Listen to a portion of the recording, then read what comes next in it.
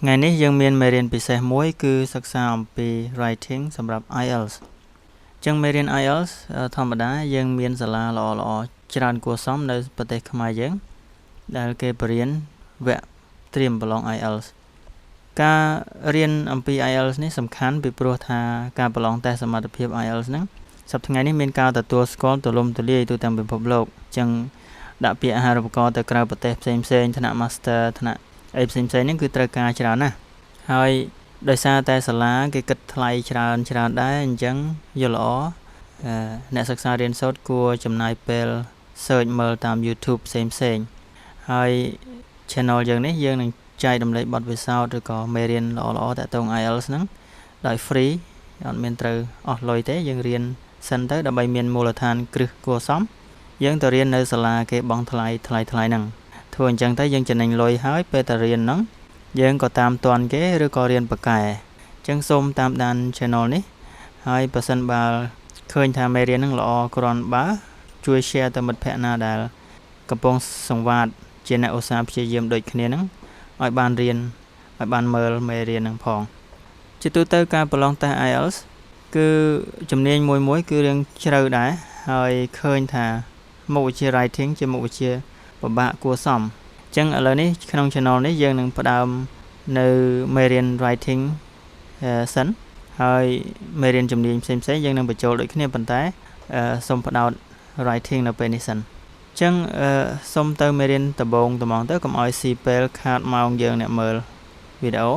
ចូលមេរៀនដំបូងទៅការប្រឡងតេស្ត IELTS ជាញឹកញយណាស់ពេលដែលចេញវិញ្ញាសាមាន2មិនមែនគឺតែងតែមាន2ចនិចឲ្យតែប្រឡងគឺ writing មាន2 task ខ្ញុំសូមសេពាក្យថា task អូខេគឺ task 1 task 2គេសេឲ្យស្រេចដែរហើយគឺជាទូទៅមាន2 task អញ្ចឹងទៅប្រឡងគឺមានកិច្ចការ2សំណេរ2ប្រធានវិញ្ញាសា2អញ្ចឹងឥឡូវនេះយើងសិក្សាអំពី task 1វិញ្ញាសាទី1ដែលនិយាយអំពី graph line graph bar chart អីផ្សេងអញ្ចឹងទៅហើយយើងនឹងសិក្សានៅក្នុងមេរៀននេះអំពីការប្រែប្រួលការឡើងធ្លាក់ចុះនៃការលក់ទំនិញឬក៏សេដ្ឋកិច្ចឬអីចឹងទៅអញ្ចឹងពាក្យហ្នឹងសំខាន់ណាស់ដោយសារគេធ្វើតេស្តអញ្ចឹងទៅយើងទៅរៀនថ្នាក់ Master នៅប្រទេសក្រៅឬបរិញ្ញាបត្រយើងប្រើប្រាស់ពាក្យពេចន៍ហ្នឹងនៅក្នុងការស្ដាប់ lecture របស់គ្រូបង្រៀនរបស់សាស្ត្រាចារ្យនៅសាកលវិទ្យាល័យដូច្នេះហើយការធ្វើតេស្តភាសាអង់គ្លេសនេះវាជាការល្អដែរទេថាតើយើងពិតជាមានលទ្ធភាពទៅរៀននៅស្រុកគេតើ take note តាន់ពេលទេស្ដាប់យល់ខ្លឹមសារគ្រូធ្វើ lecture ឲ្យយើងស្ដាប់ទេជាដើមហ្នឹងឥឡូវយើងចូលសាច់រឿងមេរៀនតែហ្មងគឺមិនឲ្យស៊ីពេលទេមេរៀនដំបូងនេះគឺតាក់ទងនឹង change and consequences change ភាពប្រែប្រួលផ្លាស់ប្ដូរ consequences ពាក្យហ្នឹងស្តៀងនឹងពាក្យថា result លទ្ធផលដែរប៉ុន្តែគេប្រើក្នុងន័យអវិជ្ជមានច្រើនគួរសមហើយន័យជាអព្យាក្រឹតនៃកណ្ដាលហ្នឹងគឺច្រើនដែរនិយាយឲ្យខ្លីថាលទ្ធផលឬផលជះឬក៏ផលនៃអ្វីមួយរឿងមួយកើតឡើងបណ្ដាលឲ្យរឿងមួយនោះកើតឡើងអញ្ចឹង consequences ឥឡូវយើងមើលរូបភាព4មានលេខ1ប្រដាប់ស្ដាប់ចម្រៀងយើងហ្នឹងហើយ tablet ដែលពេញនិយមជួនកាលជា tablet របស់ Android ឬក៏ជា iPad ហើយ monitor ឬក៏ game console អីចឹងទៅហើយជាទូទៅការដាក់វិញ្ញាសាដំបូងក្នុង writing ហ្នឹងគឺមិនមែនជាងាយស្រួលប្រហែលទេសម្រាប់សិស្សដែលបើមិនជួបសោះតែហ្មងមិនរៀនត្រៀម IELTS សោះតែហ្មងគឺអត់ចេះធ្វើអត់ចេញតែហ្មងឃើញក្រាបសសរ line graph អីហើយទៅសេអត់ចេញទេអញ្ចឹងឥឡូវនេះយើងនឹងសិក្សាអំពីថាប្រភេទឡើងចុះនេះយ៉ាងម៉េចហើយសូមមើលលំហាត់លេខ2នេះភ្លាមតែហ្មងទៅជាញឹកញយគឺយើងនឹងឃើញពាក្យតើតើការកើនឡើងនិងធ្លាក់ចុះសូមមើលthe sales of items can rise and fall អាហ្នឹងជាទូទៅហើយគេប្រាប់ចឹងការលក់ដូរនៅអ្វីក៏ដោយអាចធ្លាក់ចុះអាចកើនឡើង rise បើព្រះអាទិត្យ rise ប្រែថារះឡើងដល់ពេលfall នៃទូទៅធ្លាក់ចុះក្នុងសេដ្ឋកិច្ចនោះអីគឺធ្លាក់ចុះអញ្ចឹងគេឲ្យយើងធ្វើអីគឺ list four other verbs you know for rise and fall អញ្ចឹងរក synonym ឬក៏ថាពាក្យណាក៏ដោយដែលយើងស្គាល់មានន័យស្តៀងឬក៏ដូច ពាក្យណាដែលមានន័យស្តៀងឬក៏ដូចនឹងពាក្យថា rise ហើយ fall ឥឡូវយើងសាកមើល rise ប្រែថាកើនឡើងវាដូចគ្នានឹងពាក្យថា increase មែនទេតើអ្នកដែលកំពុងមើលទាំងអស់គ្នាប្រិមិត្តរបស់យើងធ្លាប់ឃើញពាក្យហ្នឹងទេ increase កើនឡើងហើយចុះ decrease ជាពាក្យដែលផ្ទុយខុសពី increase ណា increase កើនឡើង decrease ធ្លាក់ចុះ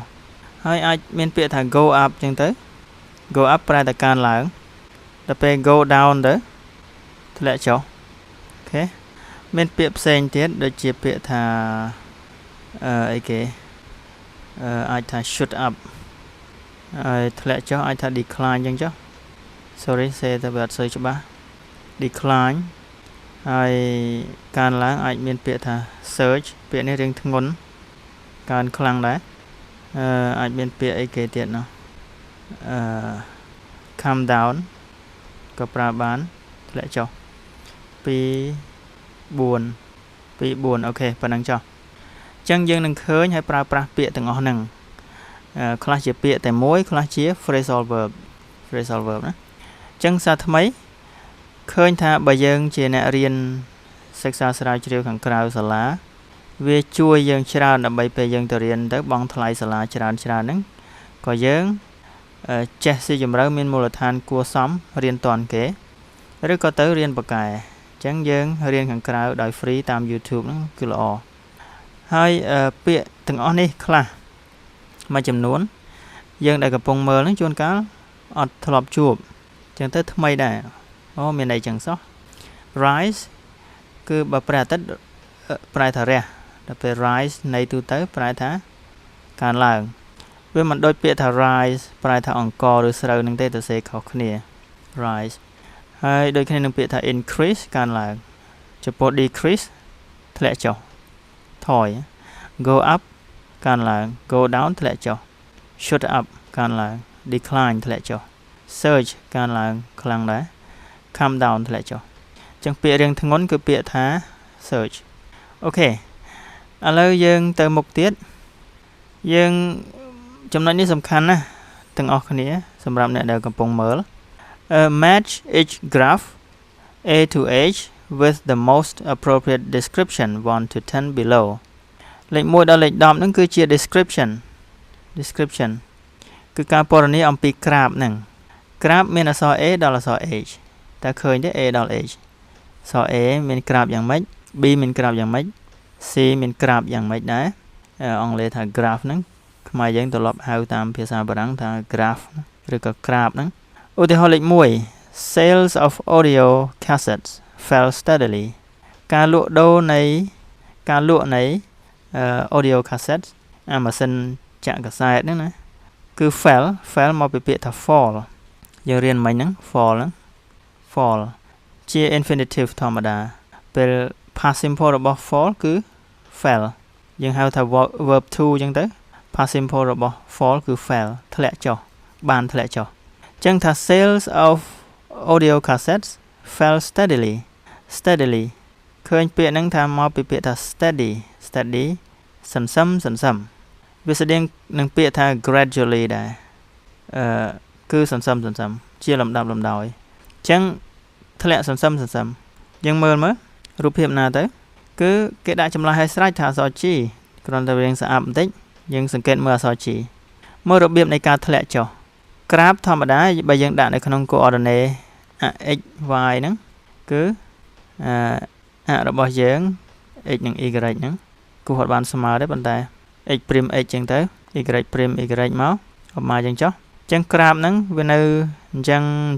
ងមានន័យថាវាចុះអូខេប៉ុន្តែគេអត់គូក្រាប ordinate ឲ្យយើងអីទេគ្រាន់តែមើលក្រាបធម្មតាដោយបន្ទាត់ហ្នឹងក៏យើងដឹងភ្នែកយើងស្រឡឹងមើលឃើញថាវាចុះតើវានៅអញ្ចឹងបានថេស្មើអញ្ចឹងវាចុះហើយសួរតែចុះយ៉ាងម៉េចចុះដោយសន្សឹមយ៉ាងសន្សឹមគឺ steadily យ៉ាងសន្សឹមfell ដែលធ្លាក់ចុះយ៉ាងសន្សឹមអញ្ចឹងបានធ្លាក់ចុះសន្សឹមវាស័ក្តិសមនឹងលេខ1ហ្នឹងហើយអូខេឥឡូវលេខ2 iPod sales rose gradually យើងសង្កេតមើល gradually ហ្នឹងវាមានកម្រិតលើស steadily បន្តិចទេតែមានន័យថាសន្សឹមដែរ ហើយកើនឡើងយើងសង្កេតមើលឃើញពាក្យ rose នេះយើងធ្លាប់រៀនពីដើមមកវាជានាមមានន័យថាផ្កាកុលាបតែនេះមិនមែនអញ្ចឹងទេ rose នេះជា past simple របស់ rise ដែលយើងរៀនខាងលើមិញថា rise គឺស្តៀងព្រះអាទិត្យរះឡើងអញ្ចឹងមានន័យថាវាកើនឡើង rise rose តែមួយទេអញ្ចឹង iPod sales rose gradually ការលក់ដូរនៃ iPod បានកើនឡើងសន្សឹមអូខេយើងមើលលេខមើលអក្សរ A ដូចជាធ្លាក់ដែរ B ដូចជាធ្លាក់ចុះដែរ C D E F G H មួយណាទៅដែលកើនឡើងកើនហាក់ដូចជាឃើញអក្សរ C តំណងជាកើនអក្សរ F ក៏តំណងជាកើនដែរអក្សរ D ក៏កើនដែរប៉ុន្តែកើនសន្សឹមពាក្យសំខាន់ហ្នឹង gradually សន្សឹមគឺកើនម្ដងបន្តិចកើនបន្តិចហើយថ្ងៃបន្ទាប់កើនបន្តិចទៀតឬក៏ខែបន្ទាប់កើនបន្តិចទៀតខែបន្ទាប់កើនបន្តិចទៀតបន្តិចទៀតហ្នឹងគឺមានន័យថាសន្សឹមកើនដដែលដូច្នេះវាហាក់ដូចជាអក្សរ C ហ្នឹងសមជាងអក្សរ C ហ្នឹងឥឡូវ plasma TV sales fluctuated widely ចឹង plasma TV ទូរទស្សន៍ហ្នឹងទូរទស្សន៍ plasma TV ហ្នឹងplasma TV sales fluctuated ពាក្យហ្នឹងហាក់ដូចជាប្លែកសម្រាប់អ្នកខ្លះសម្រាប់សិស្សយើងដែលមិនដែលដឹងថា IELTS បែរមុខទៅណានៅឡើយហ្នឹងគួរណាស់តែយើងមើលវីដេអូនេះឲ្យបានចប់ចុងចប់ដើមហើយតាមដានវីដេអូក្រោយៗទៀតល្អច្រើន fluctuate ហ្នឹងវាកើនចុះអញ្ចឹង fluctuate ហើយ widely យ៉ាងខ្លាំងយ៉ាងប្រៃផ្សៃយ៉ាងខ្លាំងអូខេ plasma TV sales fluctuated widely but the trend was upward មានពាក្យថ្មីថា trend ប្រែថាទំនោរយើងឧស្សាហ៍ឃើញនៅលើ Facebook ថា trending ដែលកំពុងពេញនិយម trending ពេលយើងមើល YouTube យើងក៏ឃើញពាក្យ trending ដែរចម្រៀងខ្លះដែលកំពុងផុសព្រឹកមិញអីចឹងទៅគេមើលរាប់លាន view ភ្លាមហ្មងគឺវាកំពុងតែ trending វាកំពុងតែត្រូវគេនិយមសម្បើមកំពុងតែនៅក្នុងកំពុងមានប្រជាប្រិយភាពសម្បើមណា but the trend was upward trend ប្រែថាទំនោរភាសាខ្មែរយើងទំនោរការនិយមការតូតុននៃអ្វីមួយទៅរកអីមួយតូតុនទៅរកអ្វីមួយ but the trend was upward but ទំនោរហ្នឹងវាឈរវាកើន upward វាឡើងលើយើងសង្កេតមើល fluctuate មានប្រមាណ fluctuate ដូចមាន2កើនចុះមាន A និង D A ហ្នឹង fluctuate ដែរប៉ុន្តែវា downward វាធ្លាក់ចុះវា fluctuate តែវាចុះបន្តិចកើនចុះវិញ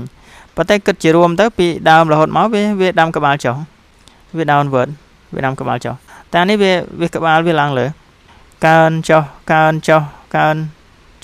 ប៉ុន្តែចុងបញ្ចប់គឺវា upward ហេតុអីពីព្រោះតាំងពីដើមមកទៀបទេប៉ុន្តែចិត្តតែឡើងចុះប៉ុន្តែចុងបញ្ចប់វាងើបក្បាលឡើងលើ upward ដូច្នេះអ្វីដែលសមគឺហាក់ដូចជាអក្សរ D ហ្នឹងសមជាងគេមើលលេខ4យើងចេះពាក្យច្រើនណាស់ហើយកត់សឹងមិនតាន់បើយើងអាច pause វីដេអូហើយកត់បដាពាក្យល្អច្រើនមែនតើមើលលេខ4 sales of video cassettes ការលក់ video cassettes fluctuated widely គឺ fluctuate វាកញ្ឆក់កញ្ឆៃឡើងចុះចឹងឡើងចុះយ៉ាងគំហុក widely ហ្នឹង and the trend was downward ប៉ុន្តែអាទំនោរហ្នឹងដាំក្បាលចុះទេអូខេ fluctuate ខ្លាំងហើយទំនោរដាំក្បាលចុះដូច្នេះឃើញថាអក្សរ A ហ្នឹងសមជាងគេព្រោះមានតែ2ហ្នឹង fluctuate A និង D ហ្នឹងអញ្ចឹងពាក្យល្អច្រើនណាស់លេខ5 total digital camera sales dropped slightly មានពាក្យថា drop បើជានាមវាដូចទឹកមួយដំណក់ឬក៏ទឹកឃ្មុំ a drop of honey អញ្ចឹងទៅទឹកឃ្មុំមួយដំណក់ទឹកមួយដំណក់អីចឹង drop បើវាជាកិរិយាសព្ទគឺប្រែថាធ្លាក់ចុះ drop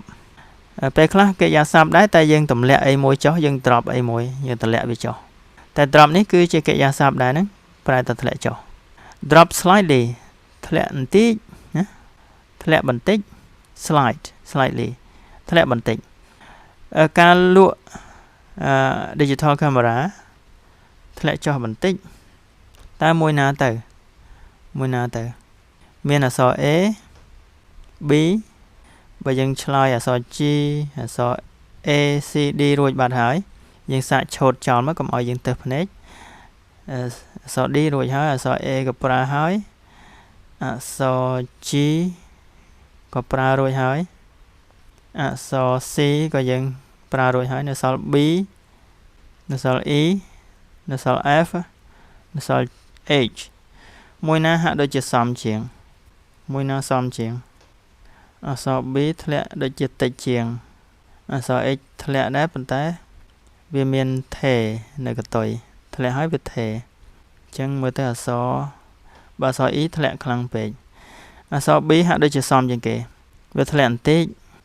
ចុះមកអញ្ចឹងអក្សរ B ហ្នឹងសមជាងគេឆូតចោលទៀតទៅបន្តមកទៀត sales of audio cassettes audio មានន័យថាសំឡេង audio cassette កាសែតសំឡេងកាសែតចម្រៀងហ្នឹង sales of audio cassettes fell and then leveled off ណា fell មានចាំទេមិញយើងមកពីពាក្យអី fell មកពីពាក្យថា fall ជា past simple របស់ fall ធ្លាក់ចុះហ្នឹងអញ្ចឹង and then leveled off ហើយវាថេ leveled off ពាក្យល្អគឺវាធ្លាក់ហើយស្រាប់តែវាថេអញ្ចឹងថេមានន័យថាម៉េចមានន័យថាខែមុនលក់បាន10គ្រឿងខែក្រោយក៏លក់បាន10គ្រឿងបើខែមុនលក់បាន 10000 គ្រឿងខែក្រោយក៏លក់បាន 10000 ដែរវា level off អញ្ចឹងវាថេមានន័យថាអក្សរដែលសមជាងគេបន្តមកទៀតយើងឆូតវាចោលទៅថាលេខ7 the sales of tablets rose gradually and then climbed sharply ពាក្យល្អទៀតហើយការលក់នៃ tablet យើងប្រែតាមក្រសួងថាកុំព្យូទ័របន្ទះអញ្ចឹងទៅ tablet ហ្នឹងការលក់របស់ tablet ហ្នឹង rose មកពីពាក្យអីមកពីពាក្យថា rise ហ្នឹងហើយ rose gradually កើនសន្សឹម and then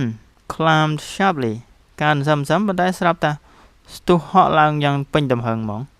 កើនសន្សឹមហើយវាហក់កញ្ជ្រោលឡើងខ្លាំងមែនទែនវាកើនបន្តិច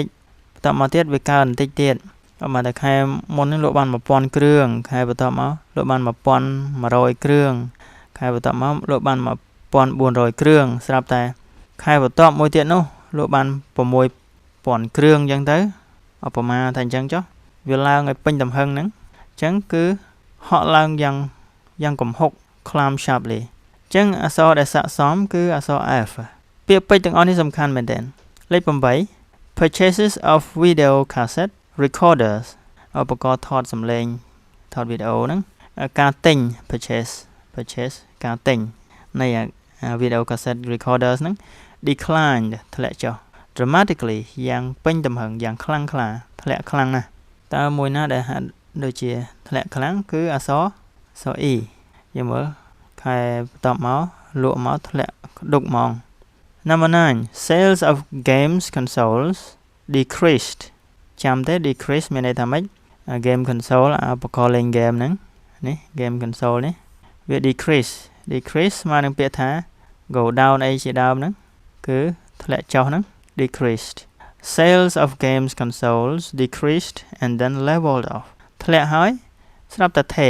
ធ្លាក់ហើយថេអញ្ចឹងអក្សរអីទៅអក្សរមានអីទៀត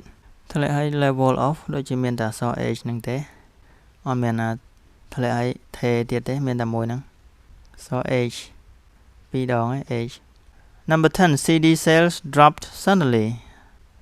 ធ្លាក់យ៉ាងទាន់ហន់ធ្លាក់ភ្លាមយ៉ាងកំហុកអញ្ចឹងធ្លាក់យ៉ាងកំហុកដូចមានតែអក្សរ E ហ្នឹងពីរដងដែរ E អូខេអញ្ចឹងយើងបានពាក្យថ្មីច្រើនគួរសមចំពោះអ្នកខ្លះដែលមិនស្គាល់ IELTS ហ្នឹងហ្មង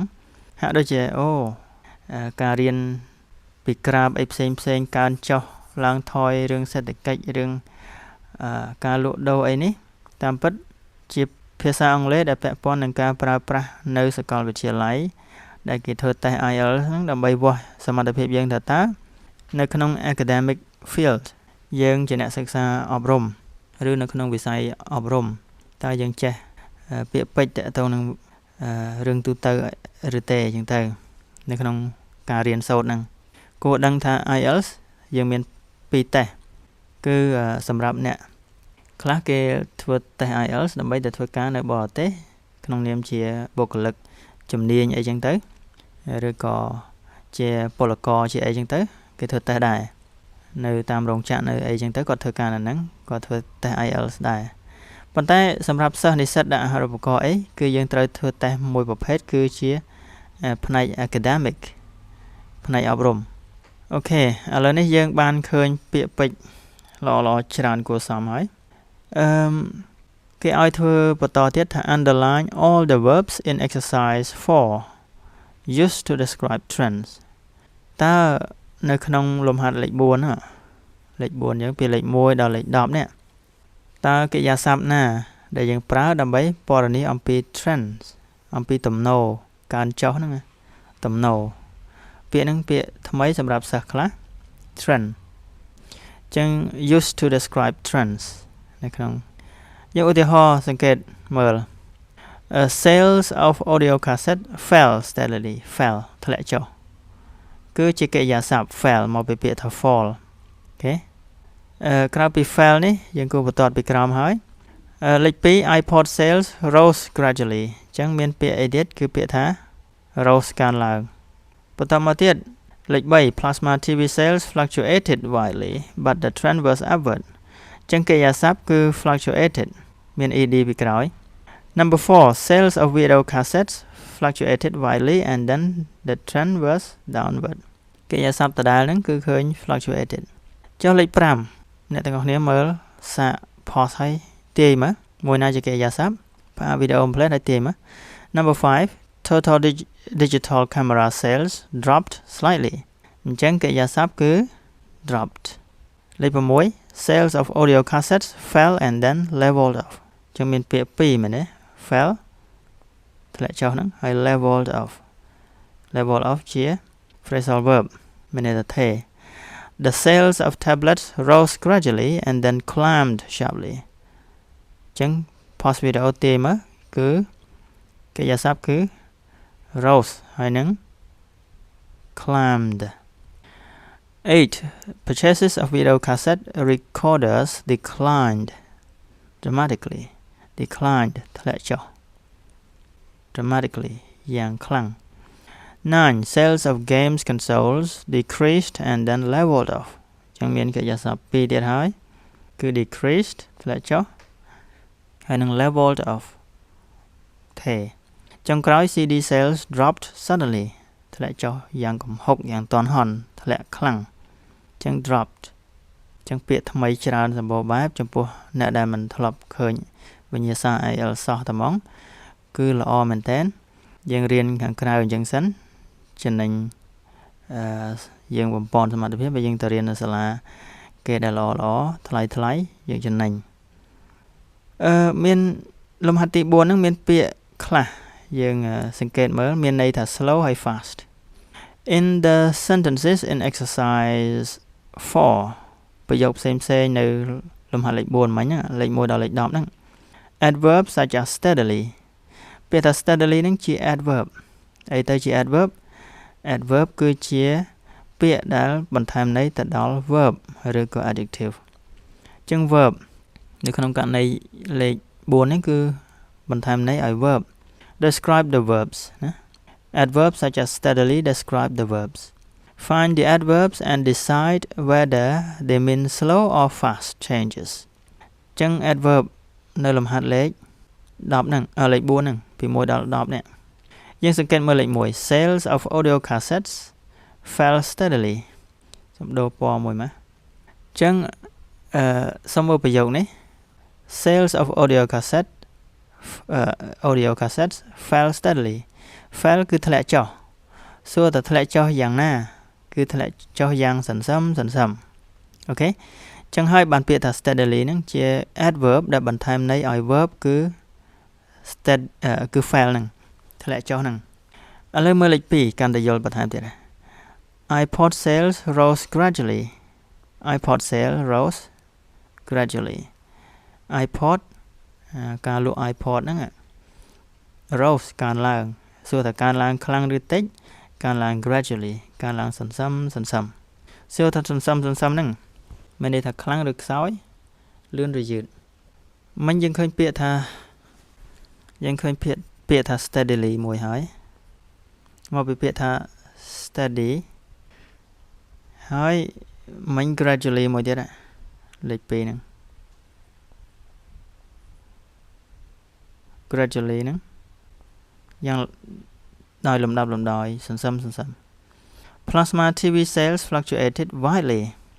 មើលលេខ3 fluctuated widely យ៉ាងប្រៃផ្សាយយ៉ាងខ្លាំងចឹងវាធ្លាក់ខ្លាំងហើយបន្តមកទៀតលេខ4 sales of video cassettes fluctuated widely ដែរ and trend was downward រួចហើយចឹងមិនបាច់សេទេលេខ5 total digital camera sales dropped slightly ឃើញទេធ្លាក់បន្តិចទេ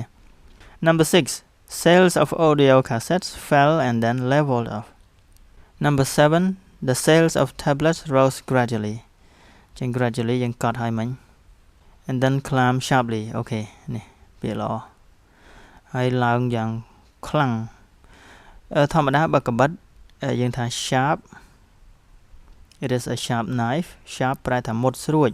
មុតណាកបិតមុតសលៀងបានល្អទៅមុតណាចឹង sharply ហើយគឺច្បាស់ជាខ្លាំងណាកើនឡើងខ្លាំងមែនតើpurchases of video cassettes recorder declined dramatically យ៉ាងគួរឲ្យកត់សម្គាល់យ៉ាងខ្លាំងណា Number 9 sales of games console decreased and then leveled off Number 10 CD sales dropped suddenly អូខេយ៉ាងតន់ហន់ធ្លាក់យ៉ាងកំហុកយើងមើលរូបអក្សរ E ហ្នឹងដឹងហើយធ្លាក់យ៉ាងពេញទំហឹងហ្មងចឹង suddenly អូខេចឹងឃើញថាយើងចេះពាក្យថ្មីច្រើនសន្ធឹកគ្រាន់តែមួយទំព័រប៉ុណ្្នឹងសោះហើយសឹងថាយើងយកទៅប្រើប្រាស់បានយ៉ាងទូលំទូលាយហើយច្រើនណាស់ពេលប្រឡង IELTS Task 1នេះគឺយើងនឹងជួបពាក្យពេចន៍អញ្ចឹងច្រើនហើយជួបហ្នឹងគឺយើងខ្លួនឯងនេះទេអ្នកប្រើប្រាស់អ្នកទៅសេគេគ្រាន់តែឲ្យក្រាបយើងមកហើយយើងមើលហើយព្យាយាមប្រើពាក្យពេចន៍ហ្នឹងដើម្បីទៅសេអញ្ចឹងគួរបន្ថែមតិចទៀតដើម្បីកុំឲ្យវីដេអូ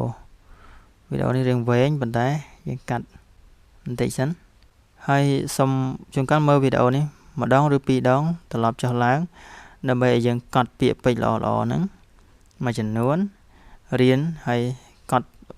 example sentences របស់គេហ្នឹងគឺធ្វើឲ្យយើងស៊ាំឲ្យយើងចេះច្រើនគួរសមដែរហើយបន្តទៅទៀតវីដេអូតភាគនេះយើងនឹងនិយាយអំពីការប្រើប្រាស់ពាក្យទាំងអស់មិញហ្នឹងរួចហើយយើងនឹងរៀនសរសេរឃើញសំណេរគេហ្មងមេរៀននេះសំខាន់ណាស់គឺដឹងថាតើគេសរសេរគេដាក់វិញ្ញាសាមកអញ្ចឹងTask 1ហ្នឹងប្រឡងមកចេញអញ្ចឹងហើយតើយើងឲ្យតែគេឲ្យយើងតែប៉ុណ្្នឹងតើយើងទៅសេយ៉ាងម៉េចចេញរបៀបអានមើលថាតើកើនចុះយ៉ាងម៉េចអីយ៉ាងម៉េចហ្នឹងគឺយើងលំអិតនៅបន្ទាប់កុំភ្លេចមើលភាគបន្តសូមបញ្ចប់ប៉ុណ្ណេះសិនកុំឲ្យវែងពេក